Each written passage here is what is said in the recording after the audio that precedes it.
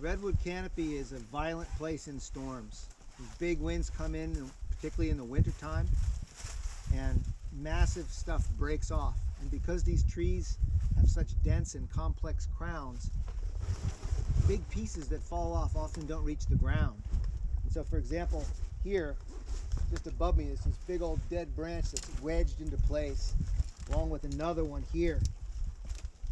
And this is part of the reason why redwood trees are dangerous to climb recreationally, because there's lots of material that gets accumulated, and you never know when you're doing your first ascent if something just might become dislodged, because a lot of stuff's just teetering.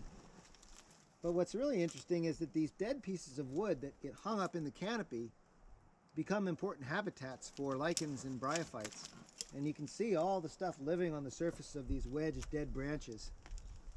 The other thing to notice here is the rich shrubbery, the huckleberry bushes. This is Vaccinium ovatum, and you can see this is that evergreen huckleberry here, and you can see it up there. But you also see a broader leafed one. That's Sillett, Gaultheria chalone.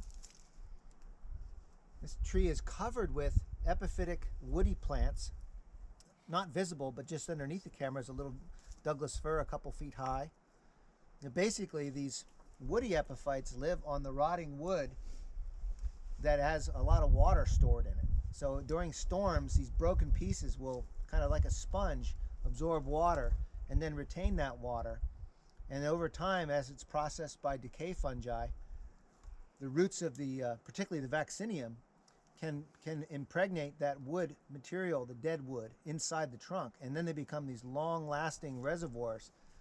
And that's why these huckleberries are often really covered with fruit in the fall, because they have an unlimited water supply inside these trunks.